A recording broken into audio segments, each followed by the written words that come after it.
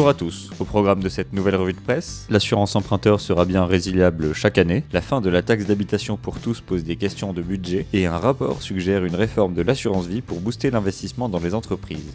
Le Conseil constitutionnel a tranché vendredi 12 janvier. L'assurance emprunteur sera bel et bien résiliable chaque année à la date anniversaire du contrat. Le Monde.fr nous rappelle que cette possibilité avait été ouverte par la loi du 21 février 2017 et s'applique depuis le 1er janvier 2018, y compris pour les crédits en stock, c'est-à-dire souscrits il y a des dizaines d'années. Les banques, qui détiennent 85% du marché de l'assurance emprunteur évalué à 6,5 milliards d'euros en 2016, avaient déposé à l'automne dernier une question prioritaire de constitutionnalité sur l'égalité de la résiliation annuelle sur les vieux contrats. Selon Martial Bourquin, le sénateur socialiste à l'origine de la mesure, 8 millions d'emprunteurs seraient susceptibles d'améliorer le tarif de l'assurance sur leur crédit. Capital.fr détaille les gains potentiels des profils des particuliers. Pour un emprunt de 200 000 euros sur 20 ans, un emprunteur seul pourra économiser entre 5 000 et 8 000 euros en fonction de sa situation professionnelle et de son âge. Et un couple pourra économiser jusqu'à 14 000 euros. Dans la majorité des cas, les emprunteurs ont intérêt à faire jouer leur nouvelle faculté de résiliation annuelle, estime Capital.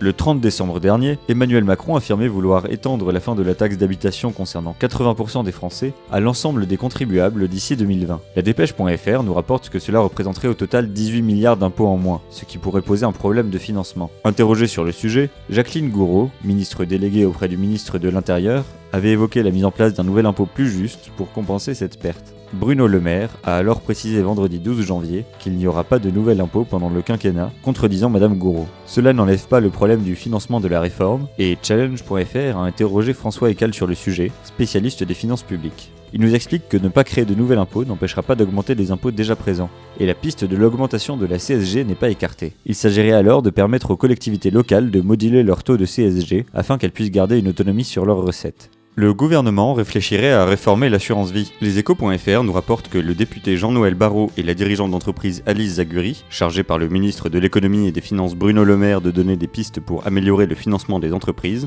appuient la nécessité d'encourager l'épargne à long terme. Cela permettrait aux gérants d'épargne de prendre plus de risques et d'investir au capital des entreprises, car ils ne devraient plus rendre les économies disponibles à tout moment. Capital.fr explique qu'il propose notamment de s'intéresser à l'assurance vie et plus particulièrement aux fonds en euros qu'il considère trop liquides pour l'investissement. Il suggère de créer un nouvel outil de fonds en euros bonifiés, similaire aux fonds en euros croissance, mais allégé au niveau des contraintes en matière de placement pour les assureurs. Une autre proposition, qui risque de faire davantage débat, suggère que l'abattement sur les taxations des gains de 4 600 euros pour une personne seule et 9 200 euros pour un couple sur les contrats de plus de 8 ans, soit conditionné à la durée de détention réelle des actifs, et non à la date de souscription de l'assurance vie comme c'est le cas actuellement.